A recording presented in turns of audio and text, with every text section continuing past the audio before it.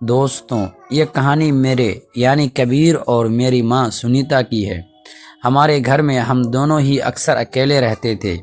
मेरे पिताजी, जिनका नाम रमेश था, एक सरकारी कॉन्ट्रैक्टर थे और अपने काम के सिलसिले में उन्हें महीने के करीब 20 दिन दूसरे शहरों में साइट पर जाना पड़ता था। मेरी माँ की शादी बहुत ही कम उम्र में हो गई थी, इसीलिए मेरी और उनकी उम्र में ज़्यादा फर्क नहीं था। मुश्किल से 18 साल का अंतर रहा होगा। इस कारण हम दोनों के बीच माँ बेटे से ज़्यादा एक दोस्ती का रिश्ता था। एक बार की बात है, गर्मियों के दिन थे और दिवाली की सफाई का समय जल्द नज़दीक आ रहा था। हमारी काम वाली बाई गांव चली गई थी और लौटने का नाम ही नहीं ले रही थी। माँ ने तय किया कि वे घर की गहरी सफाई खुद ही करेगी। पहले दिन दोपहर के वक्त माँ ने स्टोर रूम की सफाई शुरू की।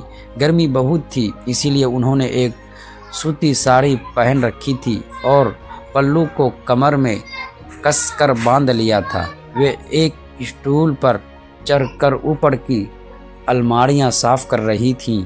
मैं वहीं पास के कमरे में पढ़ाई कर रहा था। खटपट की आवाज़ सुनकर मैं बाहर आया। मैंने देखा माँ स्टूल पर चढ़कर मुश्किल से ऊपर हाथ पहुंचा रही थी। इस कोशिश में उनकी साड़ी थोड़ी अस्त व्यस्त हो गई थी और उनकी कमर का हिस्सा और पेट पसीने से चमक रहा था। माँ को इतनी मेहनत करते और इस अवस्था में देखकर मेरे मन में अजीब सी हलचल होने लगी। मैं उन्हें देखता ही रह गया। हालांकि मैंने खुद को संभाला और कुछ कहा नहीं। अगले दिन भी यही सिलसिला चला। माँ अब पंखे साफ कर रही थी, धूल न उड़े इसीलिए उन्होंने अपने सिर पर चुन्नी बांध रखी थी, लेकिन पसीने से उनका ब्लाउज भीग गया था। वे बार बार अपनी साड़ी ठीक करती और काम में लग जाती। मुझसे अब रहा नहीं गया। मैं उनके पास गया और स्टूल को पकड़ते हुए बोला, माँ आप रहने दो, गिर जाओगी, यह काम मुझे करने दो या किसी मजदूर को बुला लेते हैं। माँ ने नीचे देखा, उनके चेहरे पर पसीने की बूंदें थी। वे मुस्कुराई और बोली, अरे बेटा, मजदूर क्या सफाई करेगा, वो तो बस खाना पूर्ति करते हैं, तू बस स्टूल पकड़े रह। मैंने गर्दन ऊपर की तो मेरी नज़र फिर से माँ पर टिक गई। इस बार माँ ने मेरी नज़रों को भांप लिया।